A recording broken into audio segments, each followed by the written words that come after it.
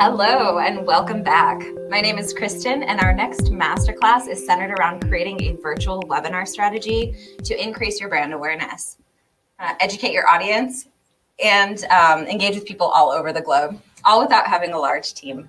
We're joined today by Ashley Levesque, who is the Director of Marketing at Demio and also a superb follow on LinkedIn. She will walk you through her step-by-step playbook to successfully and easily engage potential buyers through webinar content, even if you've never hosted one before. So join me in settling in for a great session ahead. Please join me in welcoming Ashley Levesque to the virtual stage. Hello, Ashley. Hi, thank you for having me. Very excited to be here. So glad to have you. Take it away. Great. All right, let's pull up these slides. Awesome. Okay, so this is what we're talking about today: how small marketing teams can build a webinar strategy that drives revenue. Really excited to talk to you all today. So I'm Ashley. I'm the Director of Marketing at Demio. A couple fun things about me. I've lived in Boston for, over 10 years now, but I grew up in Wisconsin, which you will probably realize as we get deeper into this conversation and you pick up on a lot of my A's and O's. There are some very particular vowels that give me away as being a Midwesterner. And I've always been on and worked with small marketing teams. So pretty much every company that I've been a part of, I have been the one responsible for designing the marketing strategy, running the marketing campaigns, and managing team members. So I uniquely understand some of the highs and lows that come with driving revenue while being on a small marketing team. So I'm really excited to share with you what I've learned. So before we even begin, tell me what you hate most about webinars. Throw that in the chat. I'm just really interested to see, where are people at as we begin this conversation? What frustrates you the most about running webinars today? I'd love for you to just drop it in the chat. Let me see what you got. Webinars are frustrating. Yes. Very cool. Yeah. Lot of selling. Too many sales pitches. Yep. I love it. Cool. Keep them coming. So I want to start with this stat from 2020. So 73% of marketers and sales leaders find webinars to be one of the most reliable ways of generating quality leads. Now, when we ask ourselves why, as in why webinars, most people jump to COVID, right? And if your company is anything like most, there is a definite reality to the shift that had to happen from in-person events to virtual events.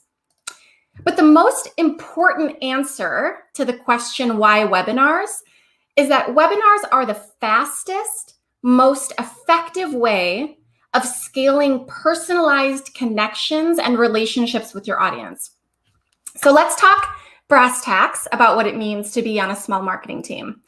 It often means that you have the same expectations and goals as bigger teams, but without the budget and the resources of the bigger teams. So this requires small marketing teams to run meaningful campaigns that are scalable and repeatable. And that's really the power of webinars. Okay, so let's talk about how they serve you. Webinars allow you to position yourselves as thought leaders and experts. They enable you to be seen with guests that provide validation for your company, your products, your services. And this is a huge win for small businesses, startups, small companies. They also allow you to engage in a two-way relationship. A lot of marketing channels are one-way communication channels. They aren't conversational. They aren't engaging, and they don't implore your audience to communicate back to you. And of course, our third picture here, what we're here to talk about, is that webinars drive revenue for you and your business. So that is why we are here today on this presentation. All right, cool. So I am going to present 7 seamless steps to building your strategy. And I'm gonna try to introduce the idea here that webinars can be easy and maybe even enjoyable. But before we get there, I know we're maybe a long way away from that. We have to talk about how webinars serve your audience. So we talked about how they served you. Now we're going to talk about how they serve your audience. And to do that, we're going to dig into what I call the ARC framework, the webinar ARC framework. This is my personal framework that I use every single time that I build a webinar to keep me focused on my audience. A lot of you talked about selling being a reason you don't like going to webinars, what you don't like about webinars. This is going to help reframe that focus, this ARC idea. Okay, so let's talk basics for a minute. In order for your webinar to drive revenue, you have to be able to tie your webinar to sales, right? That's obvious. But where a lot of marketers really screw up is they assume that means that you have to sell on your webinar, that selling should be the focus of your webinar. It's not. And as a lot of you have already pointed out, it's painstakingly not what the webinar focus should be about. So the focus of your webinar should be bringing your audience closer to their desired outcome. The desired outcome is what your audience is trying to achieve and how they're trying to achieve it. That's what we call the desired outcome. So there's a very specific reason that I'm not telling you that the purpose of your webinar is to add value. Okay, I hear a lot of marketers talk about that. And that's because oftentimes when we talk about how to provide value, it actually frames the conversation back on us as marketers, as businesses. It forces the question, what is my value? Instead of asking the question, what is my audience trying to achieve? So reframing it in this way allows you to focus back on your audience instead of thinking about yourself, right? Instead of selling, thinking about me, it focuses back on the desired outcome of your audience. So instead of thinking about webinars as a selling opportunity, we want to think about webinars as a way to bring your audience from one state to another. And this is the arc that you're seeing on the screen, right? So take a look at this slide. Your audience is currently in a state of disbelief or unknowing, okay? Your job over the course of your webinar is to bring them to a new state that is like, oh my God, I am so equipped with what I need. I'm in love with this new company. I can't wait to tell all my colleagues. And most importantly, this new state is closer to their desired outcome than they were before, right? This is the purpose of the webinar. So I asked you what you hated most about webinars. You began this presentation in a very specific state. You have a mindset related to how you think and feel about webinars. And my job over this session is to introduce the idea that webinars are easy and enjoyable and have the power to get you revenue. And if I had to guess, I'm going to bet that some of your desired outcomes, some of what you need to achieve is related to revenue because that's why you're here, right? That's why you showed up. And I'm going to bet that the way you want to feel is confident about presenting webinars. You want to feel in control and capable and like a webinar rock star, but you don't feel that way right now. And so I'm going to work over the course of our session together to bring you over to a different state. So again, the basics is that your webinar is all about bringing your audience closer to where they need to be. That is the purpose of your webinar. It's about helping them see the light at the end of the tunnel, helping them to identify that there are solutions to their problems and that their outcome is achievable. Okay, so we're going to dig into some specific examples of how that shows up over the next few slides. So now that we've got this framework of this webinar arc that helps you stay focused on your audience's desired outcome, these are the 7 easy steps to building a webinar campaign. First, you got to get organized. This is like basics: goals, metrics, systems, alignment. You have to define your topic, or excuse me, you have to define your audience, which will allow you to create your webinar topic.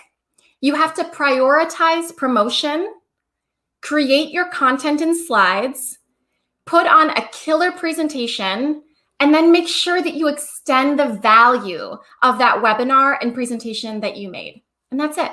Just 7 steps. Super easy. So we're going to dig in. All right. First step, get organized. So we're going to start with goals, metrics, and systems. And really, this is probably like the least sexy part of building a webinar campaign, if we can call building a webinar campaign sexy by any stretch of the imagination.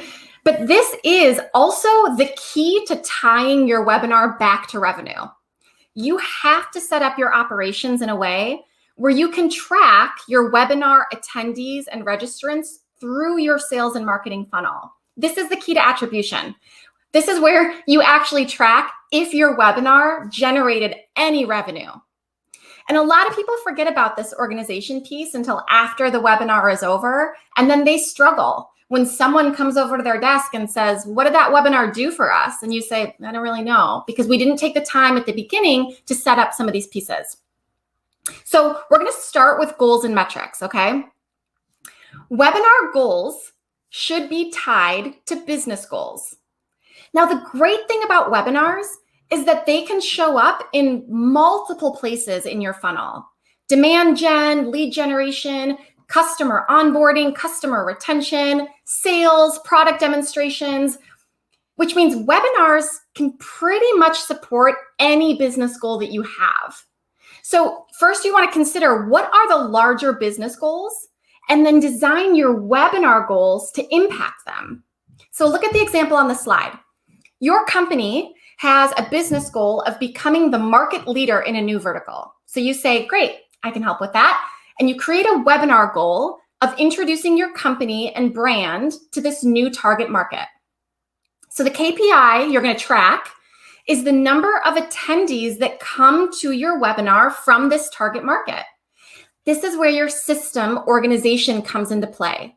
In order for you to know if you hit that KPI, you got to make sure that your CRM and your webinar platform, that these operations are set up in a way that tracks it. You got to know, did I hit my goal or did I not hit my goal?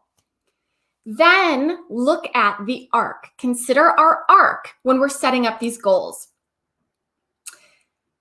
So the target market is coming to your webinar in their current state, which is they don't know your company, right? They don't know who you are.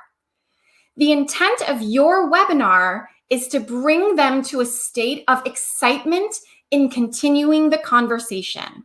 This is the first time these people have heard about your brand and your company. Your goal is not to sell them on this webinar. You are not selling on this webinar, okay? We are bringing them to a new state of excitement to continue the conversation. So taking time at the front end to align on these goals and these KPIs, it's going to make it a lot easier to build your webinar campaign and be able to tie it back to revenue. Let's keep going. You got to know the audience that you want to reach, right? So your targeted audience for the webinar is going to depend on your webinar goals. So let's go back to the example from the previous slide. The audience that you would want to invite in order to introduce your company and brand to a new target market are the potential users and buyers within that new market, right? Makes sense.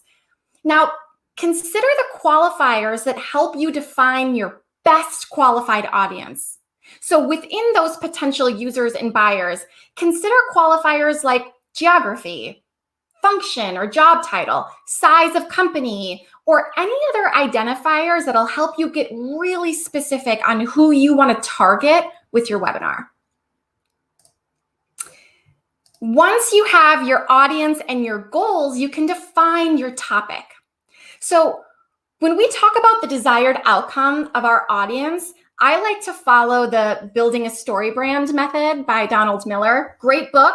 Go buy it if you haven't read this book yet. It teaches us basically that we should focus on our audience's internal challenges rather than their external ones. Challenges like lack of resources, not enough time, not enough money, belonging and status, like getting promoted and looking good in front of colleagues. Building a story brand tells us that companies sell products to solve external problems, but customers buy products to solve internal ones. So when you're thinking about your ARC framework, bringing them closer to their desired objective, you have to consider this idea of internal challenges along with external. So here's an example of what I'm talking about. This slide with Meet Edgar. This is a real life example. So Meet Edgar is a social media management platform, and they had a goal of increasing their email subscribers. So the KPI that they were tracking was the number of new email subscribers that came from their webinar. Pretty basic, right? So in considering their ARC framework, they're thinking about their audience, and they are recognizing that their audience often feels frustrated creating social media content. So all of my fellow small marketers out there might be like, oh my God, yes, I too feel frustrated creating social media content. So Meet Edgar wanted to create a webinar that brought their audience to a state of feeling like a social media content rock star, right? Their topic became how to plan a year's worth of content in one day. Now you can see how this topic will undoubtedly move their audience from one state to the other. On the screen here, I have a little image of where they start from, one state, literally like swearing expletives, shaking fists at the sky, moving them to a state of confidence and elation. It's also very clear from this topic title what the expectations are of this webinar. When I sign up, I am expecting to learn how to plan a year's worth of content in one day. It's clear and it's concise, and it is absolutely going to draw people in. This is how we bump up these registrations. Think about how you frame your topic. Okay, so you got your webinar topic and you know your audience. Now we got to do a little research and figure out where they hang out. That is where you need to promote. Whether you're doing paid promotion or organic promotion, you have to make sure that you're showing up where your audience is. So I just put a couple tips and tricks on the screen here. These are some of my favorites. Leveraging your employees and your guest speakers. This is like boots on the ground promotion. You are going to extend your network, amplify your network and reach by leveraging other colleagues and guest speakers who are participating on your webinar to their networks as well. Obviously, once you have found your niche, your segmentation of your audience, you want to find that inside your email list and offer invitations that way. I'm a big fan of creating webinar teaser videos, personalized videos with a person's face that's telling me why I should come spend time with them for an hour. Love those. Creating graphics. These graphics really got to draw the eye in. The purpose of webinar graphics is to get them to read the copy. Nobody's reading the copy. They're just not. You gotta draw them in and force them from this beautiful image or animation or video. Email signatures. I love this too. Put a banner in your email signature. Every single person you send an email to now has an invitation to your webinar. And then, of course, one-on-one invitations, especially for VIPs or people that are hard to close from sales. Those are really meaningful ways to draw registrations as well. Okay, so yes, this is usually the scariest, biggest part of this process. I know, creating content and slides, but I promise that even small marketing teams can absolutely create stunning content and slides in an easy way. This is where that ARC framework really helps. You have to set yourself up for success by identifying the challenges that your audience is facing. Meet Edgar knew that their audience was frustrated about creating social media content. If you don't know what those frustrations are, you have to ask your audience. Do surveys, do phone calls. Marketers, you got to talk to your customers. It'll help you better message and reach them, right? Then build your content in a way that brings them from their current state to a state of elation. Get them excited, get them happy, right? When you focus on your customer in this way, you begin to also think about opportunities to strengthen your relationship with them and get them excited on the webinar itself. So think about engagement features like videos, polls, quizzes, emojis, whatever is going to help bring your audience through their arc and keep them engaged with your content. Start with an outline. Get out a Word doc and just start writing. Also, this does not have to be a singular experience. Get your product experts with you. Get your sales team with you. Grab your colleagues, start a Word doc, let everyone brain dump, and then organize from there. When I do webinars, I literally write out basically a webinar script, and then I create my slides after that. Okay, cool. We're almost to the end. We're on number 6. The hard stuff is done. You already did your systems and your goals, and you did your content. You have a clear focus. You know what you're aiming for. So just a couple other tips to help make sure that your presentation goes off smoothly. Make sure you've got the right hardware, right? Make sure that you've got a decent background and that you're set up for success here. My 3 rules: be seen, be clear, and be heard. It's not going to cost you $1 million to get this stuff. Very basic. Be seen, be clear, be heard. Very important. Do a test rehearsal. Oh my gosh, this is the key to skyrocketing your confidence. I promise you. It'll help you also identify these weird hiccups and help you negate them before the live event happens. Put a sticker on your camera so you always know where to look. That's a special tip that I do all the time. And if possible, pull in another resource, another team member to help you manage the chat while you're doing your presentation so that you can really stay focused without feeling like you're going to be distracted by having to check in on questions. And then this is the last one: extend the value. You did all this incredible work. Don't let it go to waste by only using this webinar content in like a one and done scenario. The first thing you want to ask yourself when you're thinking about extending this value is, now that my webinar is over, how do I continue to build a relationship with this audience that is going to help continue to move them toward their desired outcome? What are the next steps that this audience should take in order to get them closer to what they need? Should I put them in a lead nurture because some more educational content is really going to support what they need next? Should I push them to sales because maybe a product demonstration really is the best next step for them? You have to think about, what are you going to do with all these incredible people who just spent time with you, right? Their time is really valuable, so don't let that go to waste. Next, very basic, that awesome webinar that you just did, you've got to put that on demand. Throw that up in your resources section on your website so you can literally generate leads while you're sleeping. So many people forget to do this. Evergreen content, throw it up there. And then of course, figure out how to repurpose the content itself into different kinds of content: social graphics, podcast episodes, blog posts. This is killer for small marketing teams who don't have big content teams.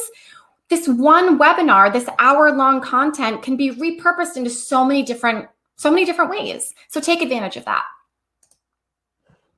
Awesome. Okay, those are our steps. I'm going to throw this slide up once more just to remind you of those 7 steps. And if you want to do a quick screenshot, this is a really good time to do that. You know, I talk a lot with small marketing teams, and the barrier that comes up the most is that webinars just feel like this behemoth, right? Like it's untenable. It's hard to overcome. Webinars make marketers feel super nervous for a lot of reasons. There's technical elements, there's presentation elements, there's content creation elements. And because of that, a lot of marketers just skip webinars entirely. But I hope that this conversation helped you feel a little bit more confident and prepared you by giving an actionable framework that you can work with. 7 real steps that you can easily knock out of the park and create a campaign that really does drive revenue. And if actionable, tangible, marketing content is something that really helps you with your strategies and campaigns, you got to check out this newsletter. This is one of Demio's newsletters. It's called Do More with Less. And it is a newsletter dedicated to small marketing teams. So like I said, after working on small teams for a while, I knew that in order for me to build out strategies and campaigns, I needed templates and frameworks and guides. A lot of the advice I was getting was kind of theoretical. It was very fluffy and it wasn't tangible. It didn't help me actually get in the trenches. And I created this newsletter to combat that. So I literally, personally, write this newsletter every single week. And it is chock full of templates and guides, ungated access to a bunch of stuff that's just designed to help you do your job better. So I would love to see you taking advantage of that content. I think it could really help you build out not only your webinar campaigns, but all sorts of different kinds of marketing content. So, my friends, that is your entire framework. And I have this cute little meme up here about questions. So Kristen can help me kind of organize any questions that I can help answer while we still have some time together. For sure. Thank you so much, Ashley. That was phenomenal. You're such a good speaker. We're so lucky to have you as part of Boundless. So thank you for being here. We do have some great questions in the chat right now. Big shout out to Ashante, who is taking care of chats today and giving us some great questions. So the first one is about metrics. And now this could probably vary based on what kinds of teams are using webinars to drive revenue, but what kinds of metrics do you recommend using to be sure that webinars are actually helping your customers? Yeah, I think this is also going to depend on where in the funnel you're looking, right? So if we're considering top of funnel metrics, I do think some basic engagement metrics are really powerful. How many people are attending from the target that you're trying to get in front of? And then what's happening with them after? So again, webinars are sort of a driver in your pipeline. They're not the end all be all. And they again, should be used as a way to continue to bring them closer to what they need. So it should really be a part of a larger strategy that helps you identify what are the steps that my audience has to take in order to get what they need, and how is my product or service a part of that? So sorry, that was a tangent to your KPI question. So basics are right. We want to look at attendees. We want to look at how long they were on your webinar for. That'll give you a sense also of your presentation skills. Are they dropping off at a certain point? Are you losing them with engagement? We want to definitely look at revenue associated with your webinars. Are they impacting your bottom line? And are they helping keep, I love to look at webinars at the end when I'm thinking about retention. If I'm using webinars as an onboarding tool, is it actually minimizing the possibility for churn? Is this helping drive whatever those goals are that I'm trying to reach?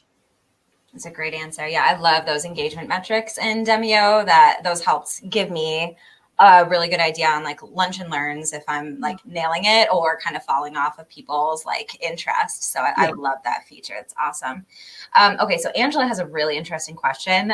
She says, is it better to charge for webinars or offer free webinars that drive other avenues? Oh, this is such a good question. And I hate to give this answer that says, it really depends on it certainly depends on your sales model and your service and what it is that you're selling.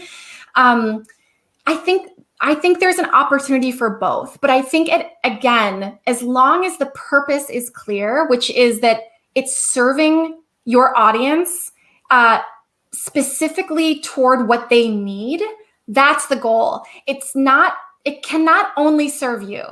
And sometimes with paid webinars, we get into a habit of them being revenue generating in and of themselves. So the content gets a little weak. So as long as, again, that arc is prevalent, whether it's free or paid shouldn't really matter because you're still helping your audience do what they need to do. Yeah, that's a really good point. We have another question that's kind of similar from Nick. He says, hi, Ashley. How many webinars do you do per month or quarter? And do you feel it's quality over quantity? I always feel like it's quality over quantity for sure. And again, being on a small marketing team, I'm not going to pretend like we have the resources to do more than we do. That's just part of how it goes. That's why I really, really recommend on-demand and automated webinars as part of your stack.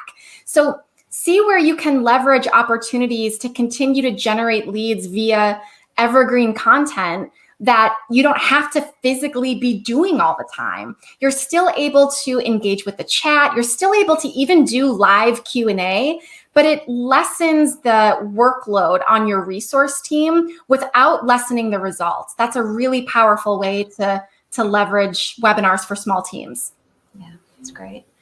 Awesome. We've got time for a couple more here. Tiffany wants to know, okay, so this is an interesting observation plus a question. She said, there are a lot of webinars out there. Standout simple hooks are important. Content that delivers on what you promise. Any tips? Yes, actually, one of my favorite things to do is go to webinars with companies that don't have anything to do with their service. I'll give you two examples. We created one in December of last year. Demio ran a meditation series webinar. It was a drop-in. It was with me. Some of them were live. Some of them were automated.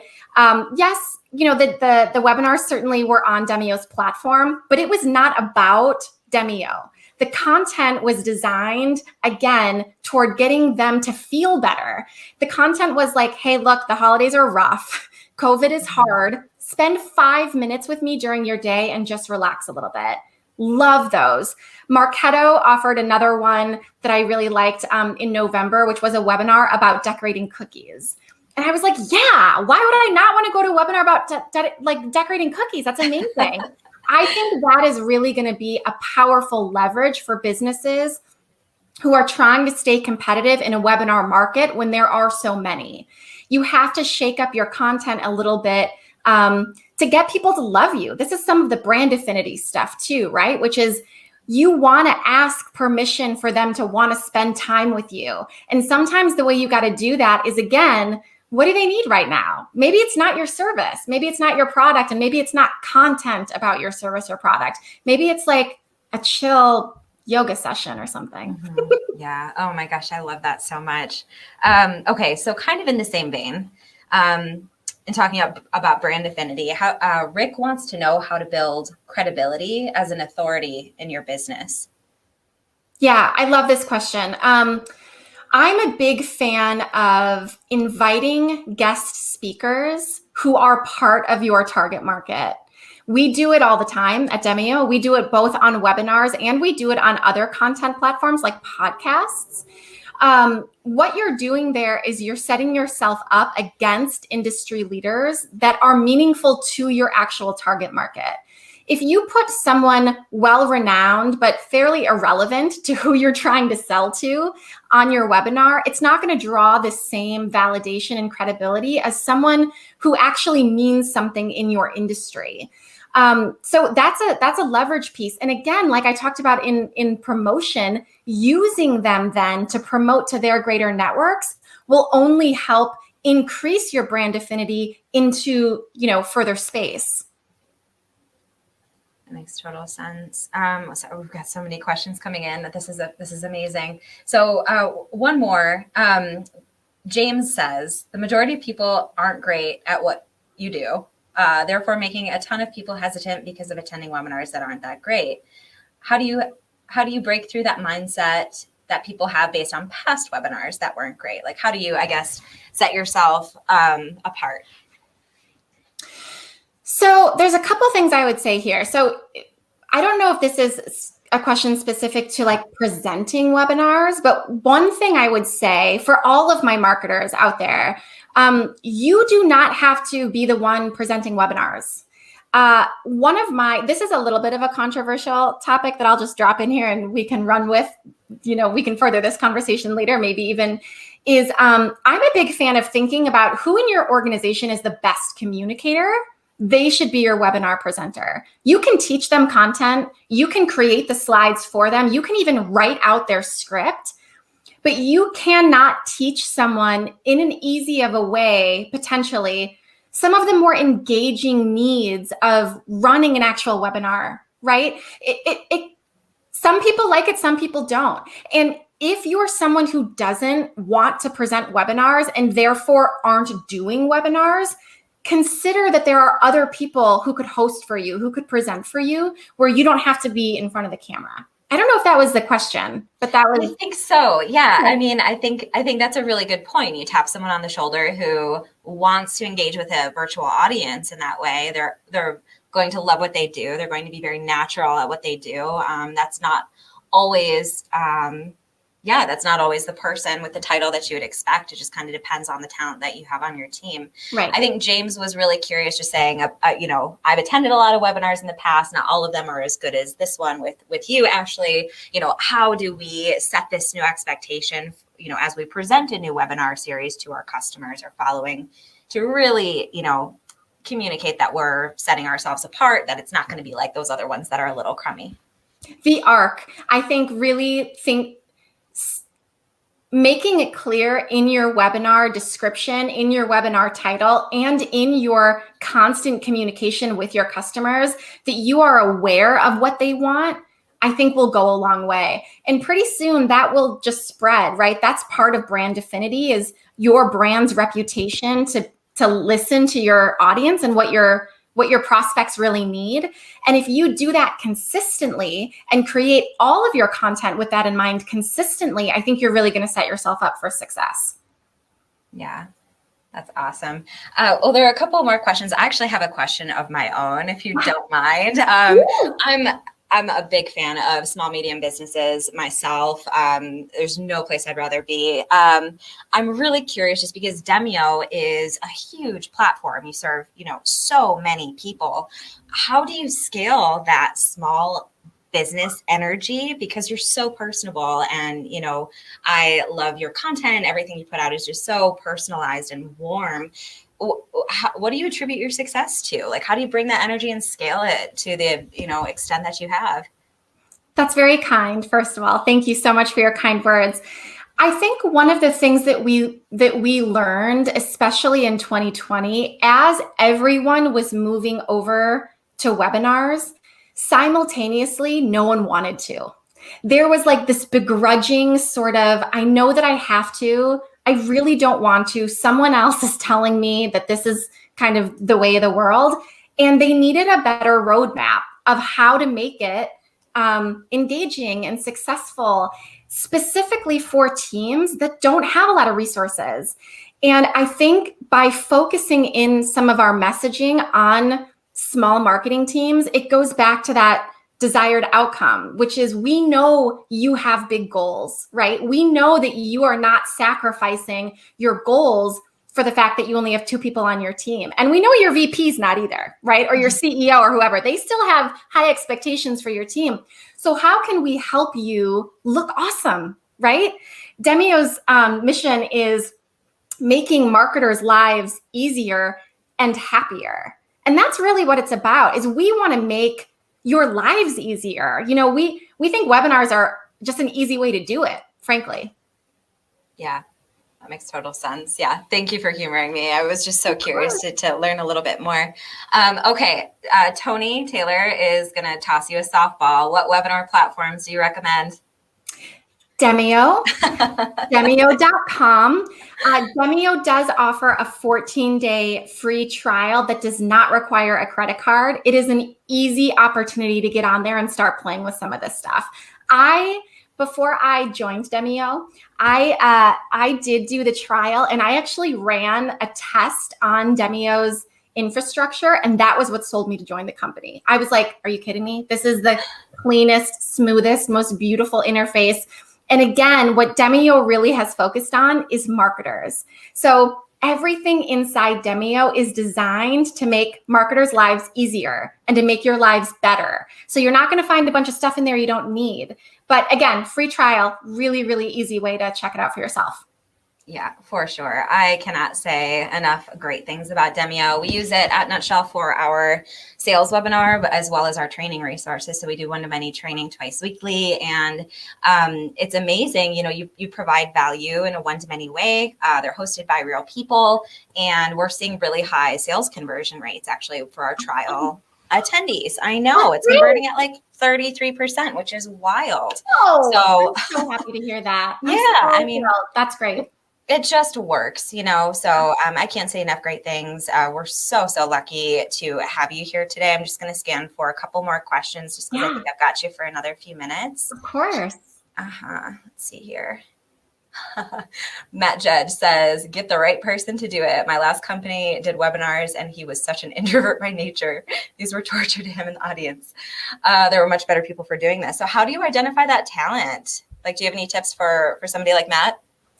So what I would do is open it up. In fact, I would just ask, you know, if you have a Slack channel, if you have a communication table, if you have a, you know, I used to love doing like content brain dumps that were not just with the marketing team, but were really an opportunity for the whole company to come together and say like, I have an idea, or I have an idea, or I have an idea.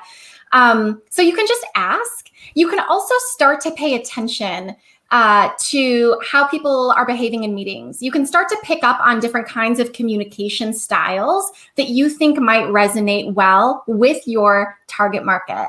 So again, this is another one of those tricky things where your best communicators might not be your product experts, but there is such a way to train really great communicators to be incredible presenters while also knowing their stuff, for even if it's just an hour-long presentation. So yeah, definitely just start to pay attention and ask. You know, every once in a while, you'll have someone from the woodwork be like, you know what, that looks like a lot of fun. I'd love to do that. Great tips. Thank you. Well, I think that does it for attendee questions. If there's anything else, you guys, we've got Ashley for just a couple more minutes.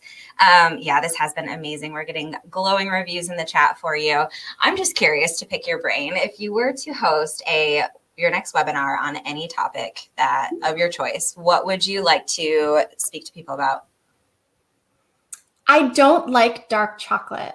I don't understand why people do like dark chocolate. And I would actually like to do like a debate, like one person, like me and then another person, and we each kind of say our points, and then the audience gets to decide like who won the debate, like who did it best. Because for literally years, I have been just racking up reasons why I think dark chocolate is just the worst thing ever to be created. And so I've got a long list. So I'm like ready to go. If anyone is ready to battle with me, I will put this webinar up like tomorrow. Oh my gosh, I'm obsessed. Oh, we've got Dan. We've got our first contestant. We'll have to put you two in touch. Sign up for the newsletter, Dan. All right, we got plenty of people who are game. I love it. Oh my gosh, you guys are too funny. Are you like a milk chocolate person? Now I have to ask. I have to know. Exclusively. There is no other chocolate. Yeah, I don't care that dark chocolate is good for me. Like that's not a sell. That's not helpful for me. That's not what I'm going for when I'm going for chocolate. You know what I mean? Right. Like health. Right? Yeah, not top of mind. Okay. Well, we digress. That was an excellent answer. Thank you so much for humoring me. Ashley, thank you so much. It's such a pleasure having you, and just everyone in the audience today. Do yourselves a favor, sign up for a trial. The platform's amazing, and you were just wonderful. Thank you so much for being here. Thank you. Thank you for having me. Come find me on LinkedIn. We'll keep having the conversation. Thank you so much, Nutshell and Kristen. It's such a pleasure. Thank you so much, everybody. Oh, yeah. Thank you. I meant it when I said she's a great follow on LinkedIn. Her feed just gives me so much joy. You're so energetic and wonderful. So yeah, thank you, everybody. Please stay tuned we have Patrick Downs up next of Panadoc. He's going to be doing talk about how to nail the get signature step of your sales process. That's going to be at 3:30. So we've got a little 30-minute breather. But thank you so much, everybody. We appreciate you being here. And again, thank you, Ashley. It's been awesome. Thank you. All right. Take care. Bye.